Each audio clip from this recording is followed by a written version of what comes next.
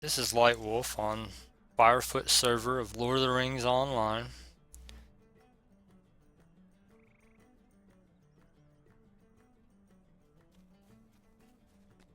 I decided to make this video here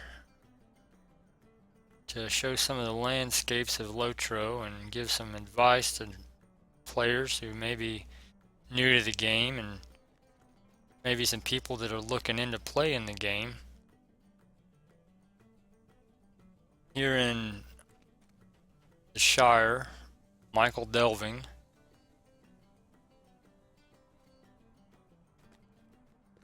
See some of the Hobbit homes and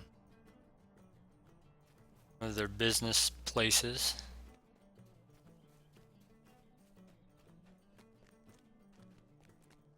Bird and Baby Inn.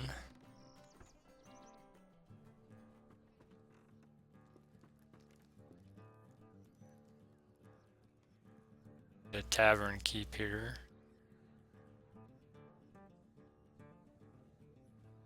A couple of NPCs you can interact with.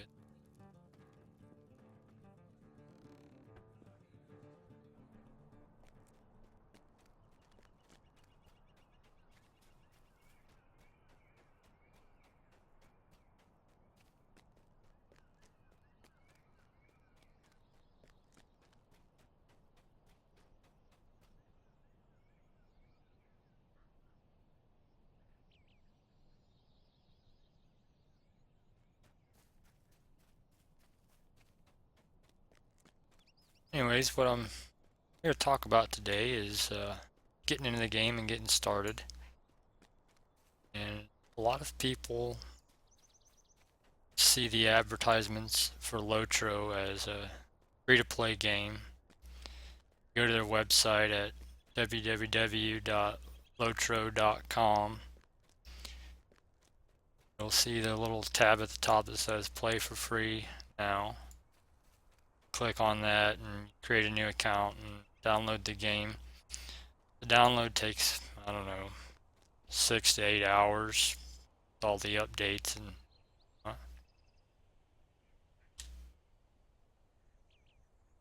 and you get into the game and do the little starter instance. You'll get to about level 6 or so, and then you'll get out of the introduction instance and you'll be into what I call the real world of LOTRO. You'll have access to all of the maps. Right here I'm in the Shire. See all the places you can go in the Shire.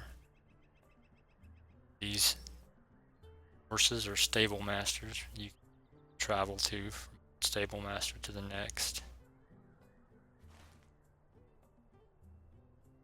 Shire is located here. You have Evendom just north of the Shire.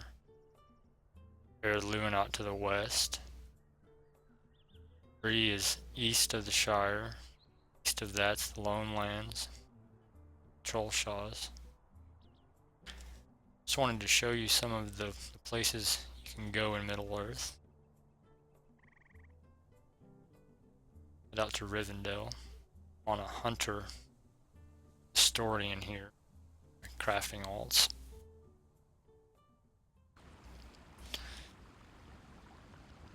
This is the city of Rivendell, nestled up in the hills of the Trollshaws. It's below the Misty Mountains.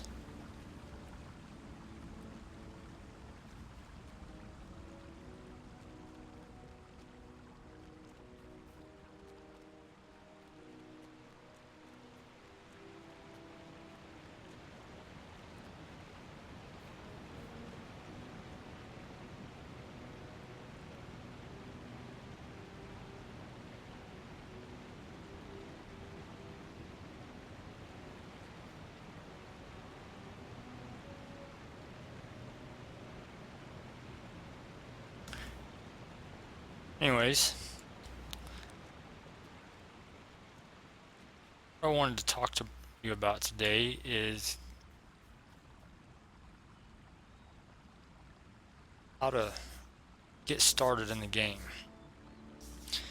Now, when you start out, you have access to a number of maps and quest packs. Bring up the maps with the easy ways to hit the M will bring up your map. And you can right click from there to go out to a larger map. This is the map of the Troll Shaws. So the Troll Shaws are located over here below the Misty Mountains. And it's east of the Lone Lands, east of Bree. You start out, you can start out in two places. Either you're starting out in Archet as a man or a hobbit. Have your introduction instance, map of Archet. The instance final is located at this hunting lodge here. And when you come out of that instance, wind up in Combe, on to Stadel, and you'll eventually wind up in Bree.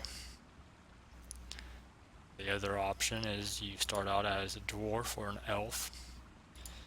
Start out at this refuge of Hellion, and you'll do your questing down through here, and you'll wind up Baron's Court. Get an instance final there. The dwarves will start out right here, make their way to Erdluin, down through the Vale of Thrain, to Noglund, and then to Gondaman. The elves come out of that instance and start out Celandem, work their way up to the elf area into the dwarf area at Gondaman. And eventually they will also wind up back in Bree. So this is kind of a central low-level quest hub, level 15 to 20-ish. A lot of players still use Bree because of all of the amenities in Bree. Got a crafting hall, got an auction hall, a couple of vaults. There's a vault at the auction house, a vault at the crafting hall, and a vault at the West Bree Gate. So, as I've mentioned before, got maps in the Shire, Erdluin, Bree, the Lone Lands that are free to all players. Now, once you complete all of those quests and deeds for these maps, you will be facing a decision either to purchase a new map. You could purchase the North Downs, Evendem, or the Troll Shaws to advance, or you could find an alternative route. Now, throughout Middle-earth, here in LOTRO, there are skirmish camps, and skirmishing is one of the alternative ways of leveling. You have the patience for it. Headed over to a skirmish camp right now, but in your instance finder panel, if you go to the specific tab and scroll down to the bottom, you will find skirmishes listed. Now, once you've gained access to skirmishes by doing the skirmish introduction quest at a skirmish camp, free-to-play players have access to the Siege of Gondaman and to Trouble in Tuckborough. Now, you can do these skirmishes over and over again, but each skirmish has like a daily quest that will give you a certain amount of experience for completing it once daily, and then after that, anytime you complete it, you won't gain nearly as much experience until the next day. So here in Rivendell Valley, there's a skirmish camp located below the stables. Once you reach level 20, you can go to a skirmish camp and you find the skirmish captain. They should have a quest ring.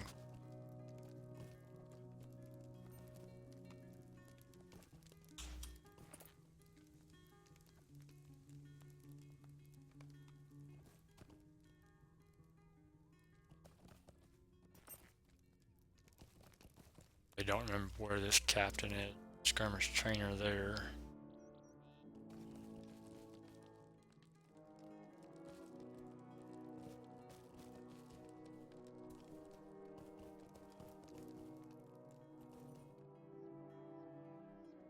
So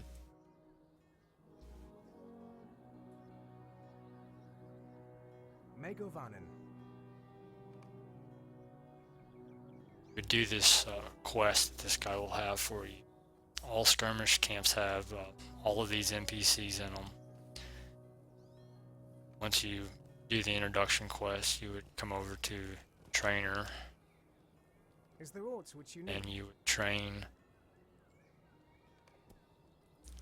skills for your skirmish pet.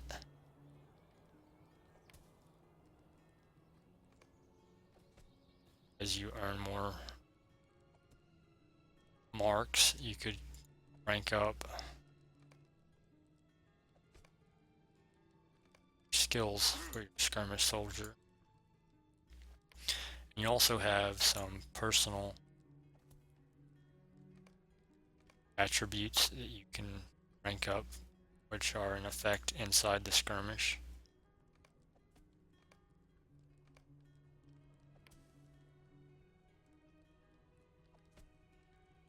If you choose something here other than what you have equipped, you'll have to go back to the skirmish captain to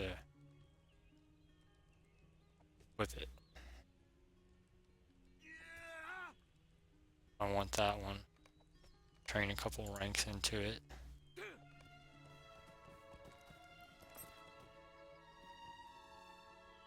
Is there aught which you need? Then I can select one of them. You can see these are locked based on your level, so at level 49 I'll unlock that one.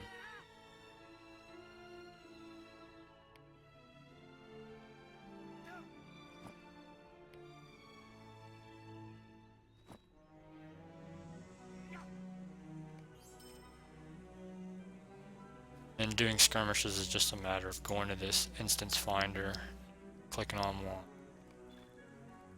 and clicking travel. Pretty straightforward. From there you complete the objectives in the skirmish quest. So you can level up slowly but surely by doing skirmishes. However, if you're wanting to enjoy the game, participate in all of the quests, and see all that there is to see, I highly recommend that before you run out of quests to do, you go ahead and get a trial subscription, the LOTRO account online, and it will unlock all quest content for until your subscription runs out. Now once your subscription runs out, you'll still have access to a great deal of content as a premium player. That's what this account is a premium account. You're in the guest rooms with Aragorn, Boromir, Gimli, Legolas. You can pretty much see all of the major characters, the story in Rivendell. Just gotta know where to find them.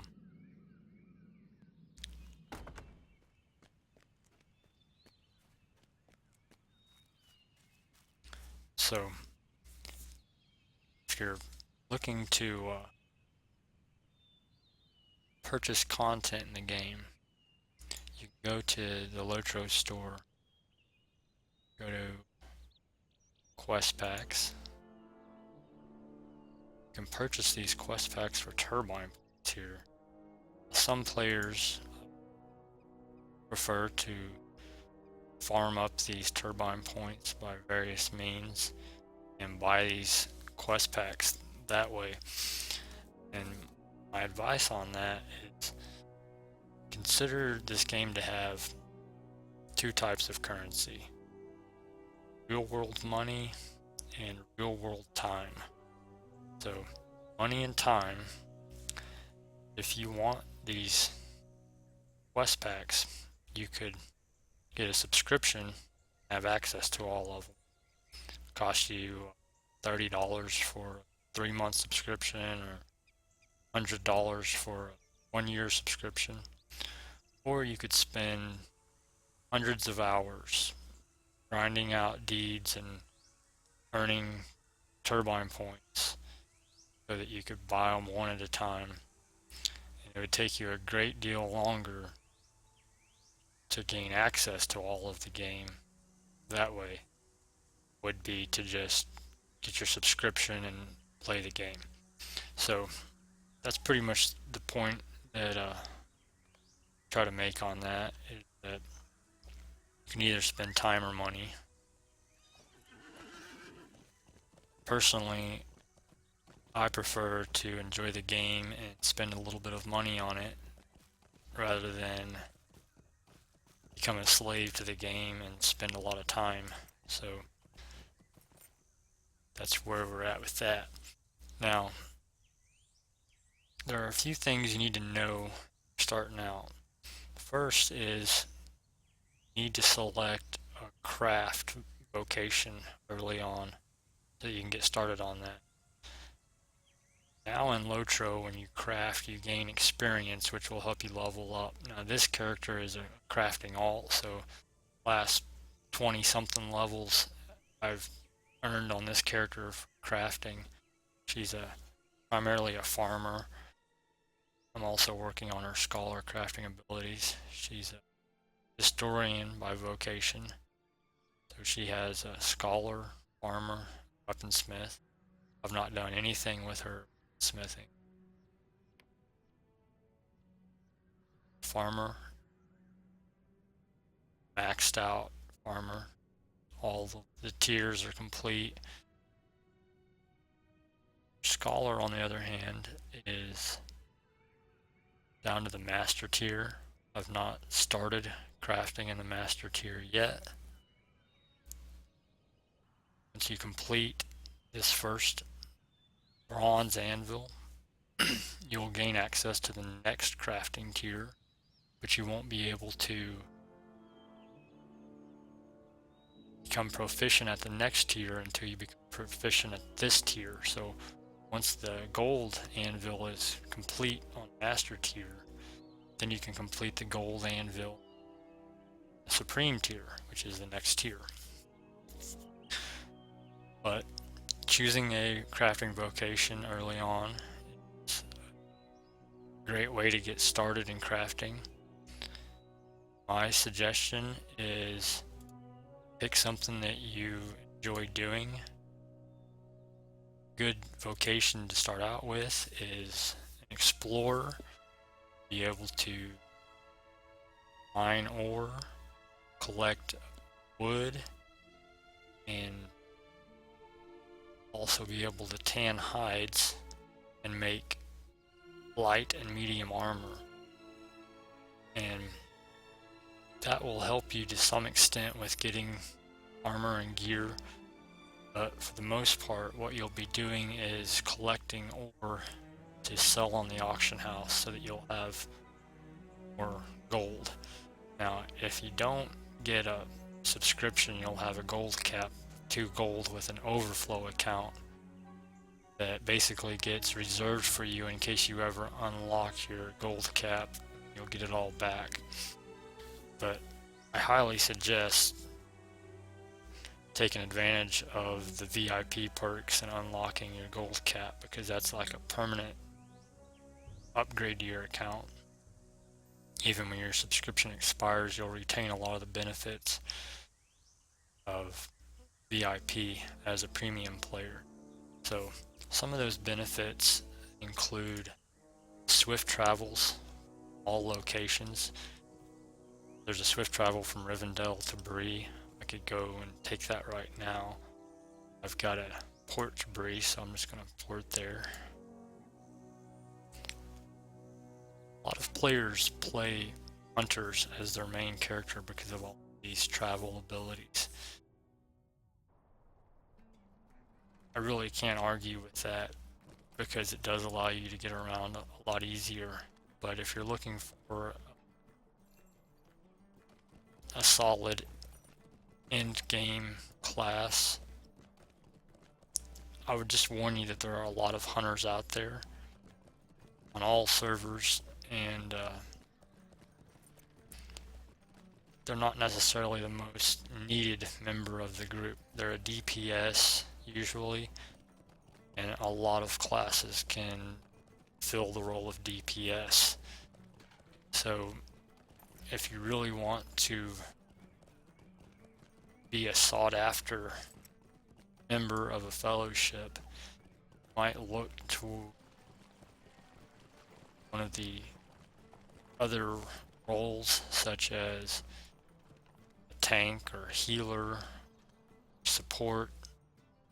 They've got crowd control roles, and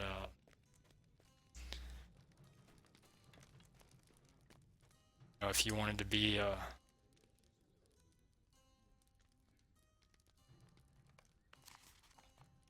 crowd control, you could be a lore master or a burg. What they do is they pretty much isolate targets from the group. So if you've got like 8 monsters that you're going to face, the lore master could, as one of the ones to the side of the group, and keep it out of the fight until some of the monsters are killed off, and then it's not so much of a threat. A lot of times instances are a lot smoother if you've got a crowd control. Of course, tanks are usually your sword and board tank. Guardians and wardens and captains can all tank fairly well. And generally they just hold the attention of everything, force all of the monsters to attack them so they can absorb all of the damage while the fellowship kills the monsters off. And the healer is just somebody that is going to keep everybody's morale up. Minstrels, typical healer, they play a musical instrument, use it to bolster people's morale, provide heals that way. So your first character, if you're starting out, doesn't really matter what you choose, but your main character that you wind up playing a lot should be something that you enjoy playing and you kind of understand their role in fellowship.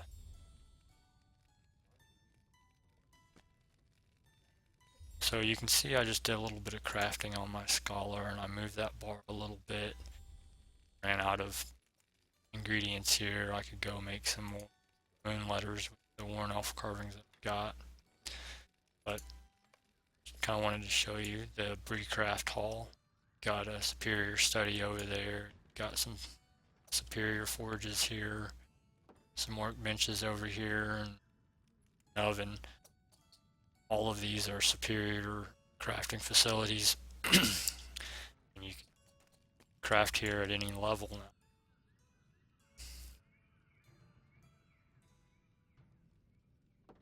So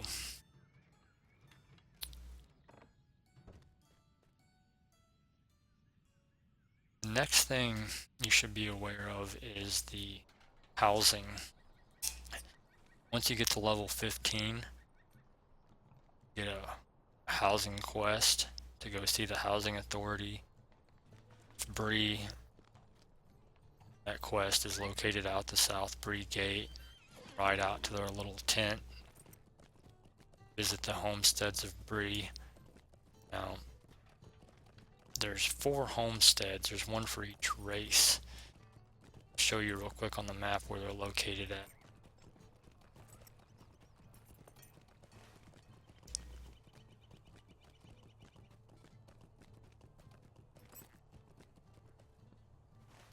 Okay, this little vault right there indicates there's a housing neighborhood of Bree right there. The vault's always right in the middle of the housing neighborhood. There's multiple instances of this housing neighborhood. Go to that little tent and choose one of the instances that has a home for sale and purchase your house. A small house will cost you about a gold and a half, maybe 2 gold, and the large house will cost you 6.5 to 8 gold.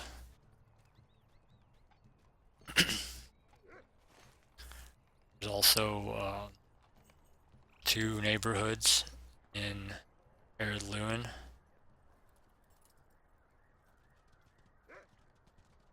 Here's the elf neighborhood.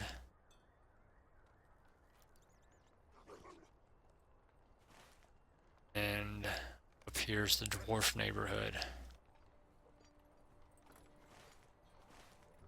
4th neighborhood's located in Shire. It's down here below Michael Delving.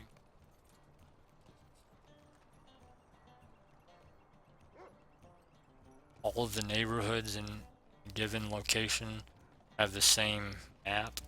There's just many instances of the same neighborhood with same house, same streets in each instance. It's all got different neighborhood names. Take you and show you my house. Got a house in the Fallowthorn homestead. It's the elf homes. On this account I've got a small house, and on my main account I've got a large house. Got them located right next to each other.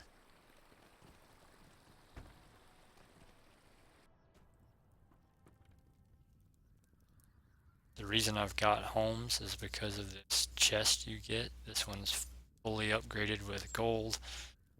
Next upgrade will take 100 mithril coins. So the way I use this is I'll find something that I want to share with other players. Account, and I'll drop it off here, then I'll log into another account and I'll open this chest up and get it out. I've also got access to my other house on this account. So just across this creek here.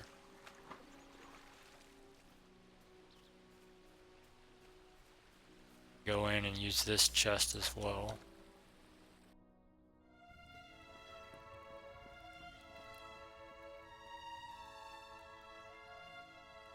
I can take things from here and put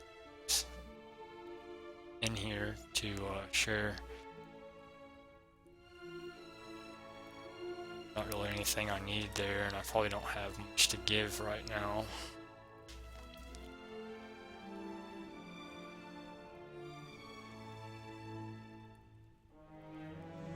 Nothing really.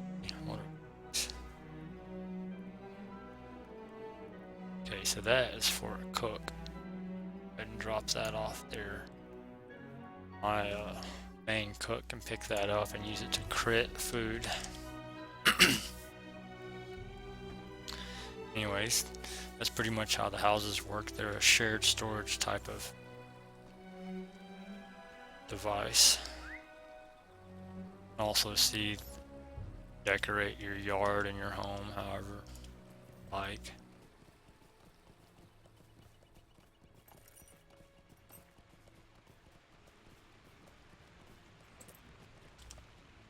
Now at your vault, you've got your vault and you've got shared storage and a wardrobe. Shared storage and the wardrobe purchased off of the store. On my main account, I've got a shared storage with 50 spaces. I don't have a shared storage on this account because it costs like 1,000 turbine points to unlock this. In your vault, What can I do for you? you start out, there's only a few slots, like maybe 60, 45, I'm not sure how many, but it costs a little bit of gold to unlock 15 more slots and so on and so forth. Unlock more slots, cost more gold. It'll get up 8 or 10 gold to unlock the last 15 slots, but you want to unlock as many of those as you can afford to unlock, so you've got more space to carry things. Now my inventory is 5 bags. That's because I subscribed once and unlocked these extra 2 bags here.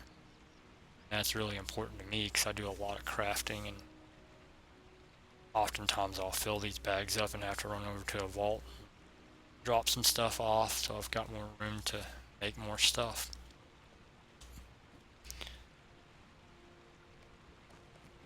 Another thing you might want to consider early on is joining a kinship.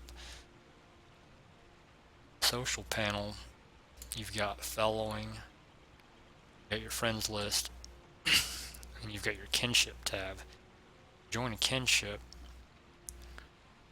be able to see all of these people as they log in. So right now I'm the only one online. You can see where they're at, also see any notes they've made about their players. So a lot of people put they're on an alt,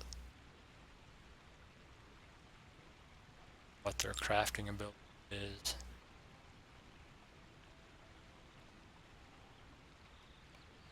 And kinships get their own kinship house, and you get a skill to travel to their kinship house.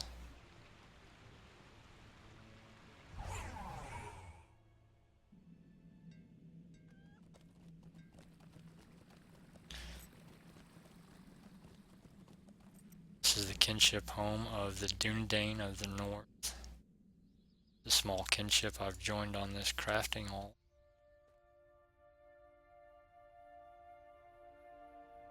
A lot of times when you enter a kinship house, you have to wait for it to load up.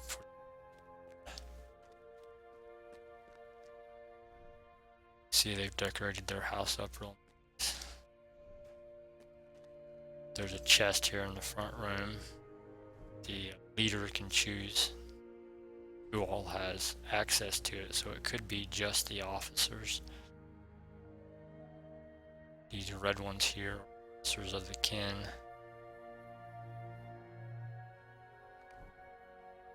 But in this case, all members have access to it, so I can look at their chest and see what they've got in there. See, they're sharing a lot of food with jewels that can be polished by a jeweler.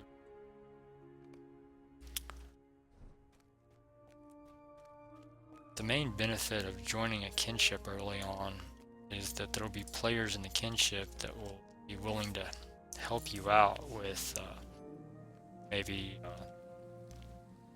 completing a difficult instance. Maybe they'll be willing to craft you a new set of armor or jewelry.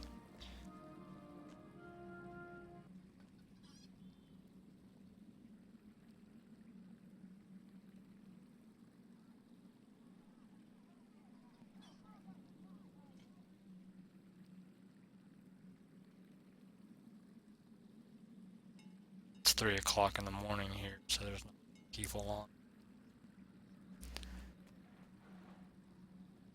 Anyways, these guys have a pretty nice kinship house. This is in the dwarf homesteads. Kind of dark in here, inside a cave.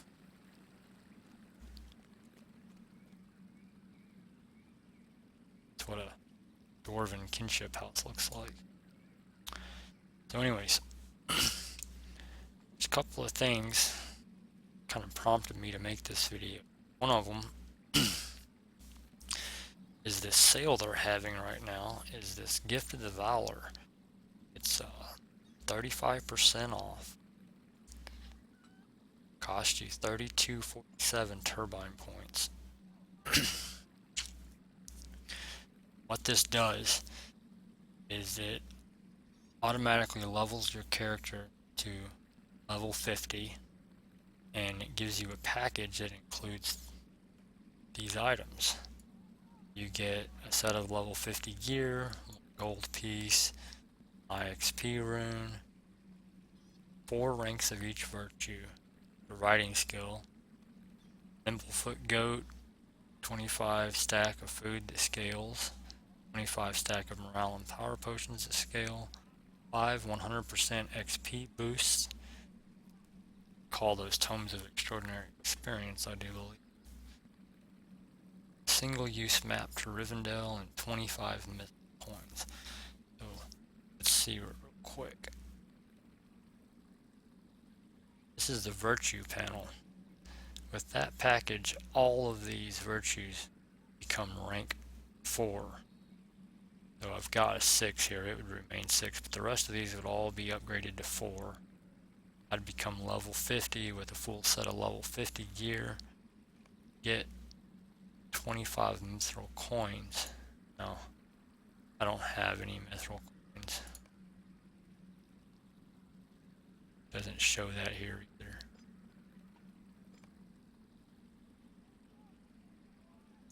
Basically, mithril coins is another currency they came out with. Buy mithril coins with turbine points, and I consider mithril coins to be worth about 10 cents. So 10 of them are worth $1. And you can see here you can buy 25 for 250 turbine points. So 250 turbine points is worth about $2.50. Therefore 25 mithril coins are worth $2.50. Anyways, so kind of see what you would get with that. Now, if you were to choose to get this Gift of the Valor, starting out, it cost you 3,200 turbine points. You'd have to purchase some turbine points in order to be able to do so. Good. Now, right now, there's a double the bonus points deal going on. So all of those bonus points are doubled original value. So for $35, you could get enough to buy that. I would recommend getting a $60 package here so that you have enough to buy the Gift of the Valor 3247, and you could go buy the Moria expansion pack for $24.95 so that you'd have quests to do at level 50. Now, if you just created a new character, got that Gift of the Valor, purchased the Mines of Moria, you'd have quests for the next 10 levels, and then you'd be faced with either farming up a bunch of turbine points and buying the next quest pack, or getting a VIP membership so that you'd be able to do the quests. Looks like I've got the Rise of Isengard expansion bot. Also got the Siege of Mirkwood box. It's not here, but in order to do the quest of Mirkwood, you'd need that expansion pack, and it's not so much the quests that are important there, but later on there's an instance that a lot of people like to do.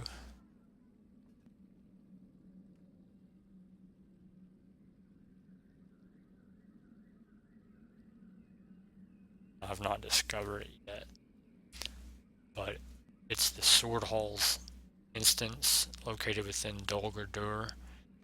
That's another instance cluster in Mirkwood, and people also like to do Sammath Ghoul, which is a 6-man out there. And you've also got the skirmishes of Mark would come with the Epic book line, which I believe is free to all players.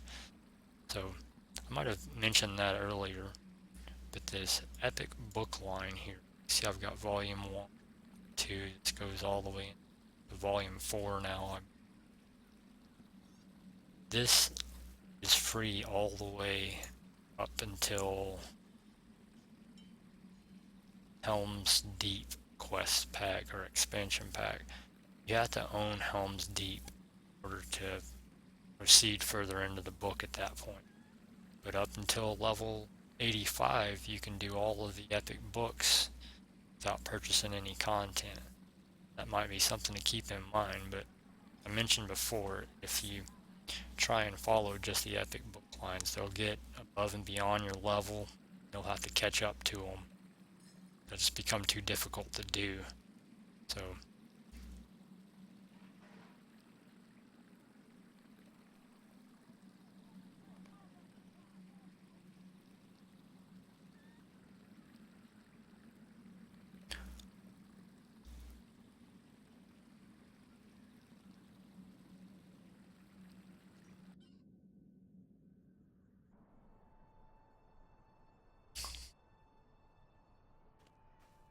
just wanted to show you another one of the regions here.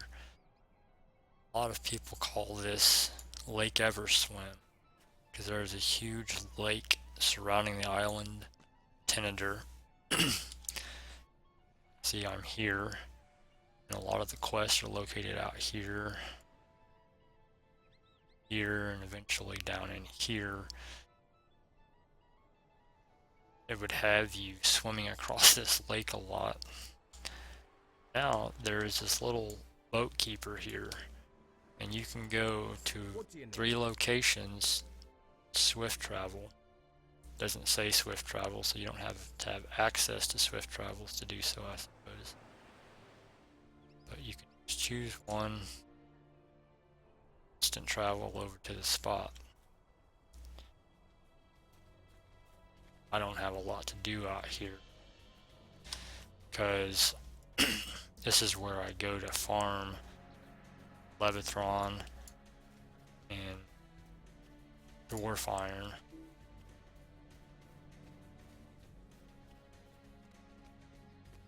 But you can kind of see some of the views you get out here. Now I might mention I've got my graphics set to ultra high, and I'm running AMD R9 270X, the Sapphire Vapor X graphics card. Processor's a 3.2 gigahertz Intel Core i5 quad core processor, and using a 250 gigabyte SSD storage, mainly for my operating system and LOTRO. And I've got a 2 terabyte storage drive that I use. Store videos such as this and music and stuff.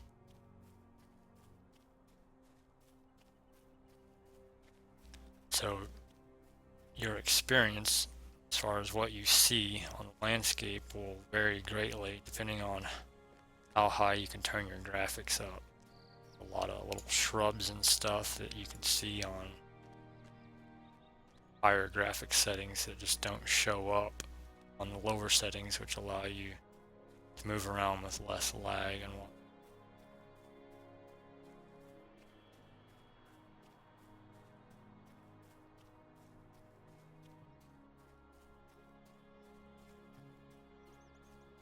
So I guess my final piece of advice is that if you're going to play LOTRO, you can play on any system that meets the turbine minimum requirements system specs.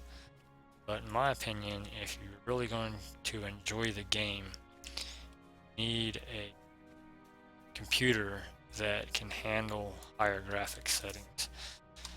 So what are the options? Maybe Go to graphics. Click detect optimal settings.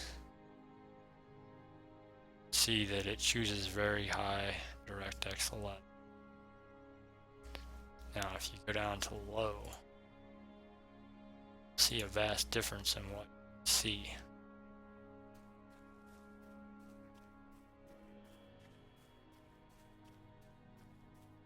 One, your object draw distance drops way off, so distant landscapes look very barren. See that there's a big lake out there, but you really can't see these far hillsides out there. And a lot of these little bushes I ran by earlier are gone. Makes for a more barren landscape.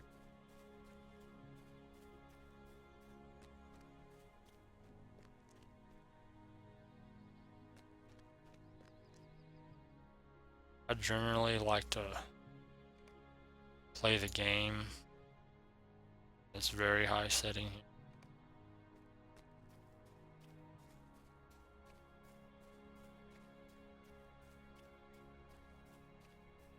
See trees on that hillside over there. See trees on that hillside way back there. See the texture of the lake from here.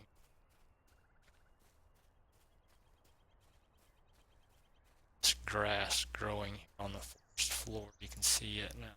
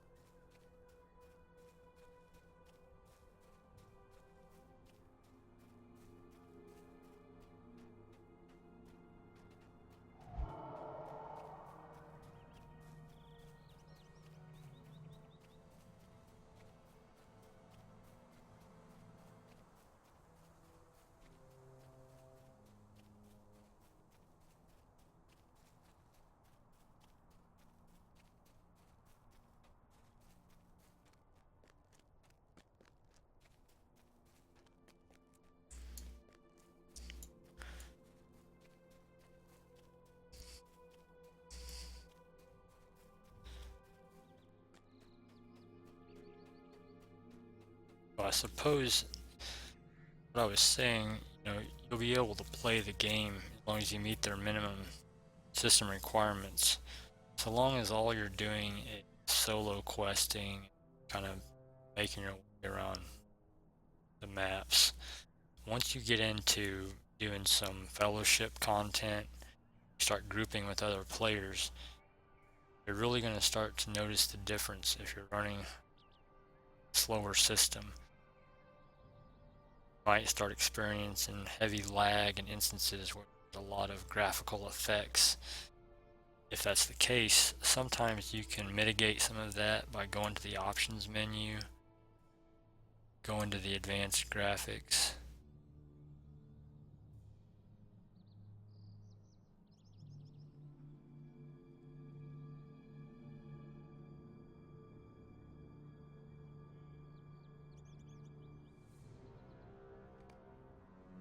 Maybe it's the combat options. No.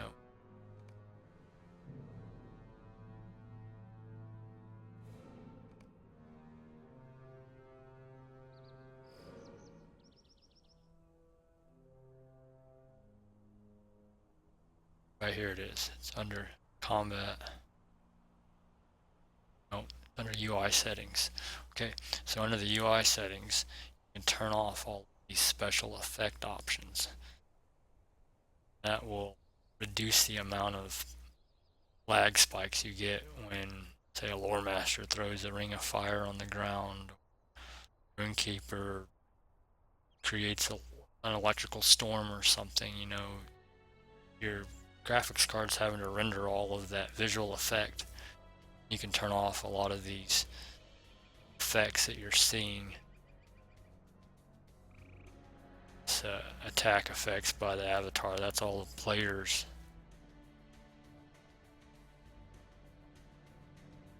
Anyways, those 5 options right there, if you unselect all of those, you'll lose some of your ability to see what's going on, but you'll also gain a lot of movement, ability to interact. So it's kind of a trade-off there. Another couple of things I should go ahead and show you.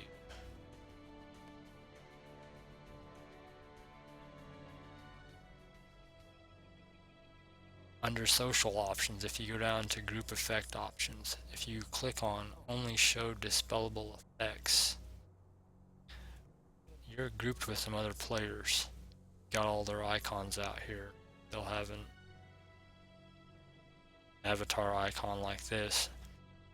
They might have a bunch of positive effects that have been cast by supporters in the fellowship. You might be on a hunter class and you've got this skill here that removes poisons. It might be your responsibility to keep poisons off of everyone in your group. If you've got this option selected, you won't be able to see all of the positive buffs they've got. You'll only be able to see the dispellable ones, and then it'll be easy to identify players that become poisoned, and you can use this skill on them. That's a very helpful option to have selected.